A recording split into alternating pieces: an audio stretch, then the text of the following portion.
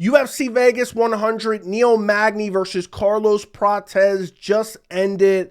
And what a historic card. The 100th Apex event, the last Apex card of 2024. It was stacked from top to bottom. There was nothing but finishes. There was nothing but relevant historic matchups. We're going to break it all down. This is going to be my UFC 100 post-fight for the full card. All right, I'm kidding a bit. It was a mildly exciting card, but there were no real super relevant, meaningful fights outside of the main event. But we're still going to break it all down. Let's jump right into it. By the way, do me a favor, actually. If you enjoy me breaking down every single one of these cards, make sure to subscribe to the channel. Make sure to turn on notifications. Make sure to like this video. Make sure to leave a comment as well. I'm actually sick doing this right now. So let's start off with the very first fight of the night. We have Mullins versus Klaudia Syguła. Speaking of being sick, watching this fight made me sick. Mullins dominated. She took her down at the end of the first round after a mildly competitive first 3 or 4 minutes where some of it was in the clinch. She took her down and full mounted her and beat the piss out of her. And then she said, you know what? Why don't I just do that early in the second round instead of waiting until the end of the first round? And she took her down in the second round, basically immediately, and just starts smashing her. Syguła literally has no answers. I mean, she had no answers in the first. She had no answers in the second. She wasn't moving. She was just trying to buck a little bit. Had nothing to offer. Never even got close to getting out of it. And Mullins just bashed her with ground and pound and finished her in the second round. Good, solid TKO. They're both scrubs. They both deserve to be cut from the roster if we're being quite frank. But then who would open up the, card for UFC 100 Apex event? Who would do that? So good win for Mullins. TKOs are relatively decent fight overall, but still, it was just super low level. Next fight on the card, Tresean Gore versus Antonio Trócoli. Tresean Gore, first round guillotine, nasty guillotine. I mean, Tresean Gore, the level of guillotines that he gets is like he wants to just snap a dude's neck. So this fight, he came out, shot a single leg, switched to a double leg, took him down. Tim Welch was like, oh my God, well, I've never seen that technique before. Trócoli works his way back to the feet. They end up clinching up against the fence. Trócoli decides, I'm going to shoot a takedown. He leaves his neck there to be had. Tresean Gore fishes a guillotine, locks it in tight. I mean, it's just the same exact guillotine that he did to Josh Fremd, and just locks it up so tight, gets the grip. It's about to snap his neck. Trócoli taps, standing guillotine. Filthy finish from Tresean Gore. And it's crazy how Tresean Gore has a height disadvantage against a lot of these guys, and somehow he pulls off this guillotine. He did it against Trócoli. He did it against Fremd. Now, nothing really notable happened in this fight outside of the guillotine itself. I mean, the fight only went 1 minute and 23 seconds. But good win for Tresean Gore. But look who it's against. I mean, Trócoli is not very good at all. But Gore gets a win, another notch, another win in the UFC, I guess. So there's that, and it was an exciting fight. So Tresean Gore gets it done. Not much to say about that. Next fight on the card, we have Cody Stamann versus Stamann Blackshear. First round rear naked choke for Stamann Blackshear. In my breakdown, my predictions for this fight card, I said Stamann Blackshear is criminally underrated, and he showed it in this fight because Cody Stamann, while he's not great, he's not like an outright scrub. And this was, I don't want to say it was a domination by Stamann Blackshear because it was competitive for the first few minutes, but Stamann Blackshear was clearly getting the better of him. Cody Stamann was having trouble finding the range. Stamann Blackshear in the middle of the first round almost landed the flying knee that basically ended up with the finish. But towards the end of this round, Stamann Blackshear's winning this round. Stamann was throwing some shots, but really landing on the guard. Stamann Blackshear throws a nasty flying knee as he backs Stamann up against the fence, hurts him. Barrage of shots up against the fence after the flying knee hurts him. Looks like he kind of, has him out on his feet for a second. I think Stamann kind of shot him on a takedown. Stamann Blackshear latches up a guillotine, ends up having him mount it with a guillotine. I don't know how he didn't put him out. It looked so tight. At one point, he just had one arm in there, and then he fished the hand all the way around and started putting pressure with the grip. Somehow, Cody Stamann was able to survive that. The ref even checked his arm for a second. He said he's all right, but he scrambles out, and he ends up giving up his back, and Stamann Blackshear immediately latches up the choke. I can't remember every instance tonight, but there were a couple different times where Michael Bisping would say something, and it would be immediately like, oh, that's stupid. He's like, oh, yeah, he's doing well here, surviving, and boom, immediately rear naked choke. It would just age horribly. So good win from Stamann Blackshear. Great performance. I think he's actually underrated for the bantamweight division just because how good the bantamweight division is. But he went out there and dispatched of Cody Stamann in the first round. Good win for Stamann Blackshear. Next fight on the card, Charles Radtke versus Matthew Semelsberger. Charles Radtke with a first-round KO. You know, something that's not going to be talked about with this fight just because it was most likely over anyway. This was a brutally early stoppage. I mean, if this was a title fight, I'd be pissed. Most likely, Matthew Semelsberger would have got finished anyway. I think I even picked him to get finished in this fight in the first or second round. I'm not 100% sure. I definitely picked Radtke. But basically, Radtke caught him on an early left hook. Radtke has a nasty, like super technical, lightning fast left hook. Caught him early with one of those. And then later on, boom, catches him with another one, stumbles him back, lands a right hand that hurts him bad, follows up, misses a lot of shots, and then boom, another crisp left hook. Puts Matthew Semelsberger kind of face down, and the referee kind of hesitant and kind of jumping in, but not jumping in, and Radtke's like looking at him like, what are you doing? And then finally he just waves it off. I think Radtke would have put him out cold in the next 10 seconds anyway, but it's still what, like if this was a title fight, I'd be heated.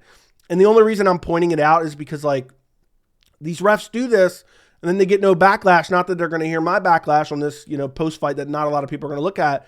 But it's like, and then they do it in meaningful fights, and it pisses us all off. You know, imagine this, if this was like, you know, Hamzat versus Whitaker or, you know, Jones Stipe or whatever fight you want to name, meaningful fight, it would have been annoying.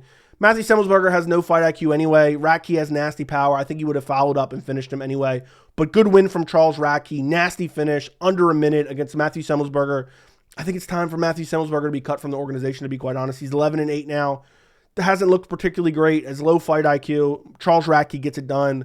That left hook, man, is his biggest weapon. Next fight on the card, we have Elizeu Zaleski dos Santos versus Zach Scroggin. I'm going to be honest, I think Zach Scroggin just showed up for a check and showed up for maybe a second opportunity in the UFC. He took this fight on brutally short notice. He gets brutalized in the first round. And, you know, he got leg kicked a couple times, and then I think he hit like a right hand, went down. And what's crazy is, and I didn't watch it super closely, and maybe I should go back and rewatch it. I'm probably not going to. But once he ended up on the ground, Dos Santos was all over him, throwing brutal ground and pound shots over and over and over again. I think this was one of those moments Bisping said something dumb. So, oh, he's defending well, and then right afterwards, the referee jumps in. Listen, on the replay, it didn't look like any of the follow-up shots landed. It looked like Scroggin just said, oh, here's my out. Let me just cover up. I don't want to get caught with any more shots. I mean, Zaleski dos Santos threw probably 50 shots unanswered, but they were all, I would say 98% of them. And again, I haven't gone back and watched this super closely. I would say 98% of those shots on the ground were to the arms. And Scroggins was just shelling up like his life depended on it. Like I feel like if there was a better microphone in the octagon, Zach Scroggins would have been like, stop, I have a family, please, I got a wife and kids. And was just shelling up and like, please don't let me take any shots on my face. And it just looked like he was terrified to be in there. Years ago, you know what this reminded me of? And I haven't seen this in a while, so please don't, you know, maybe my memory is a little bit off. But there was like a Russian, like a fat Russian dude, Greg Hardy, fought years ago. And I don't know if it was on short notice or not, but I remember the dude looked terrified in there. That's what Scroggins looked like. And, you know, he did take it on short notice against an absolute killer like Dos Santos, so I don't really blame him that much. But it's just crazy. Like, he didn't even try to survive. He just curled up into a ball and said, please, pull him off me. I got a wife and kids. That's what it felt like. But good win for Dos Santos, first round, TKO. Next fight on the card. I think this is the featured prelim. Yeah, it is. Karolina Kowalkiewicz versus Denise Gomes. Denise Gomes gets a decision win. Denise Gomes just landed the better shots, clinched up a lot throughout this fight, first and second round. The only super competitive round was the third round. Karolina Kowalkiewicz had some moments in the third round. Had like a, I can't remember exactly how it happened. I'm trying to remember off the top of my head. But I think Gomes maybe shot it on a takedown, or it was like off a clinch or something. But Karolina Kowalkiewicz ended up taking her back for a little while in the third round, and then Gomes ended up reversing out of it and ended up on top. I think I had all three rounds for Gomes. Third round could have went to Kowalkiewicz, but I still had Gomes landing the better shots, having more top control, having more clinch control. But I mean, Kowalkiewicz is just getting old now, especially for a strawweight weight class. And, you know, it's the rule of the sport. The young perpetually eat the old. She really had nothing to offer. She looked slower in this fight.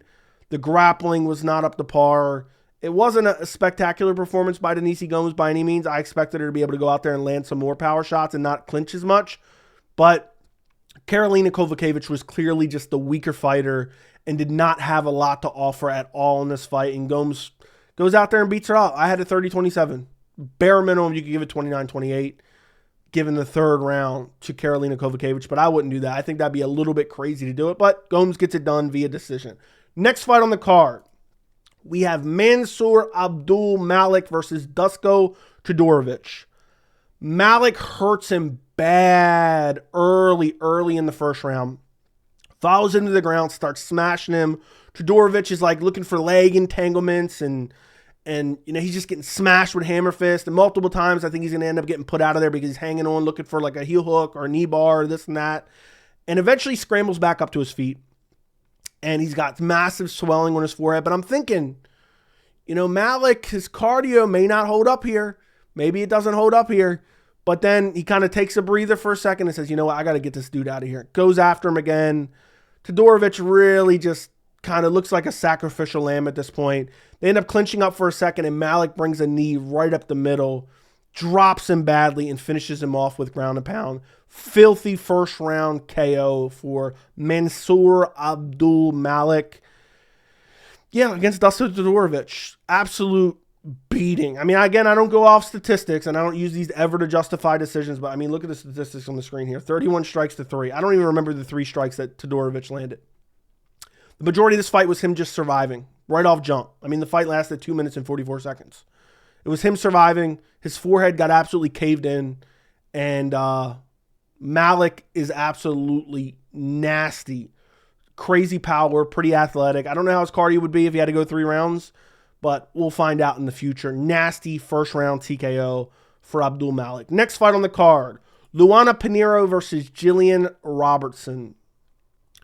In this fight, I'm actually shocked that Jillian Robertson didn't get a finish here. She won the first round and third round, basically. Third round, she absolutely dominated. First round, it was competitive. She got a takedown early. I thought it was going to be over, but Pinheiro was pretty athletic, working her way back to the feet, and Jillian Robertson wasn't able to really get in any really good positions. Second round, though, Pinheiro's got her hands low, backing up and just popping Jillian Robertson as she moves forward. Robertson's looking slow. She's cutting her off, but she's really getting countered and just messed up. And I'm like, you know what? Is Luana Pinheiro going to come back and win this fight? But you know what I was thinking when I'm watching this second round? I'm like, you know what? Pinheiro's going to gas. She's just backing up and backing up and backing up and countering and countering and countering. And Robertson's just walking forward, eating the shots. And then sure enough, I would say Pinheiro won the second round. She gets taken down like the last 30 seconds, but Robertson doesn't get off a lot of damage. And then the third round, Robertson comes out, takes her down immediately. Ends up getting in full mount, ends up getting in crucifix position, ends up doing all this damage. But Luana Pinheiro was able to survive. She was able to survive. She even scrambled out at one moment. Looked like she was going to end up on top. But Robertson scrambles out, ends up. She just was stronger in the scrambles. Like there was moments where Pinheiro looked like she was going to get the advantage. But you could see just Robertson was able to just push through a little bit harder and not completely like deplete her tank, and was able to end up on top. It was a crazy like scrambling third round, but I mean Jillian Robertson clearly won the third round. The grappling was just dominant in this fight outside of that second round where she couldn't find a takedown to save her life. And Pinheiro's cardio didn't hold up again. Seems like it fails her all the time. I think it was at third round TKO where she was just absolutely gassed, getting walked down by Hebos and then got spinning wheel KO'd, I think, if I'm not mistaken. So Robertson gets it done with her grappling. Next fight on the card, we have Gaston Bolaños versus Cortavius Romious. I'm so pissed about this. I had Bolaños actually locked in on Tapology for my pick for my prediction video. And I said, I'm going to change, man. I'm going to change. Bolaños kind of has, hasn't really lived up to expectations, but he gets it done. Bolaños gets it done via decision. Some questionable scorecards. I don't know how you don't give Romious the first round. First round, Romious had some worked in some grappling, but Bolaños was landing the better shots on the feet. But then at the last 30 seconds, Romious was able to clip him, hurt him, drop him, follow him to the ground, land a couple good follow-up shots. He was clearly hurt. Clearly, Romious wins the first round. And I don't think any of the judges gave it to him, which is crazy. And one judge even gave one round a 10-8 round. I think the second round, 10-8 round to Bolaños. Second round, Romious takes him down, takes his back immediately. Looks like he's going to dominate the fight, right?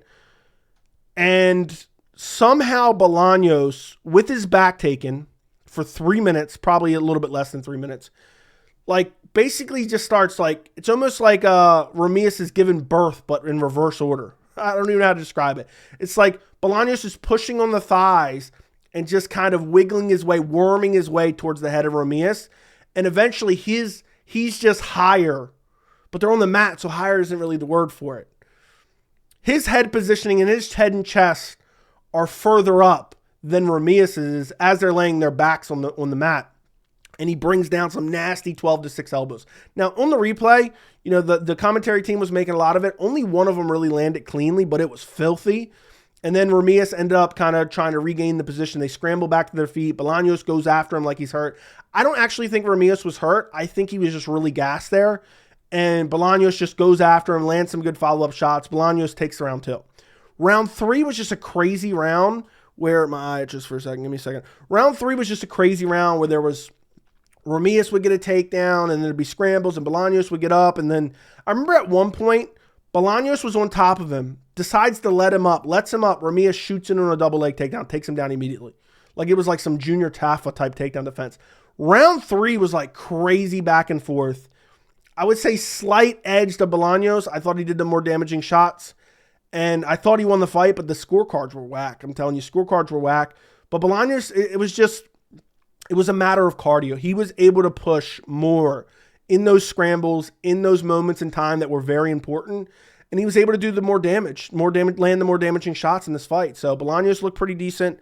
My eye is itching again. I think there's like a hair flying down in here. But yeah, Bolaños was just able to land the more damaging shots and get it done. I think this was I think I had 2 picks wrong. I had the first fight of the night and had this fight wrong, but I almost picked Bolaños in this fight. And unfortunately, I did not. But Bolaños gets it done, wins via unanimous decision. Next fight on the card, the co-main event. Gerald Meerschaert versus Reinier de Ridder. This was actually a funny fight, to be quite honest. This was a really funny fight. So, de Ridder gets it done via 3rd round arm triangle. First round was competitive. De Ridder was like finding takedowns, but Gerald Meerschaert would work his way back to the feet. Gerald Meerschaert was landing the better shots on the feet, but at the end of the round, Ridder almost gets him out of there. Lands a really nasty combination, drops Meerschaert. Meerschaert saved by the bell. And so you have to give de Ridder, because the round wasn't like a blowout for Gerald Meerschaert prior to that. So you have to give the round to de Ridder. Second round, de Ridder gets him down earlier, gets some top control. It's controlling him for like half the round, arguably. I don't even remember if it was half the round. It was about half the round. But eventually, Meerschaert is trying to get up. De Ridder's like trying to scramble for like an anaconda choke or something weird, and then tries to look for another takedown. Ends up on bottom. Gerald Meerschaert doesn't really do much with it. De Ridder's kind of throwing shots off the bottom. Or de Ridder's throwing shots off the bottom. De Ridder's not doing much from the top position, but then occasionally towards the end, he starts looking for some subs and throws a little bit of ground and pound from the top position. So second round really could have went either way. Seemed like most people were giving it to Meerschaert. And then the third round, Meerschaert just got bodied. Meerschaert was exhausted from the second round. De Ridder just takes him down easily and basically immediately finds the arm triangle. I mean, it was like no resistance in the third round. De Ridder, I said about his one championship time, it looked like he was one of the few guys not on PEDs. After watching this performance, it felt like maybe he was on PEDs and won, and he got off of them to come to the UFC because he did not look great in this performance. He looked weak. He looked like a weak... People are going to hate me for this. Hopefully, there's not going to be a lot of people watching UFC Vegas 100, 20 minutes into the video or whatever we are. He looked like a really weak DDP. This is like DDP if he had, better jiu-jitsu and was like a lot weaker, and was a beta male.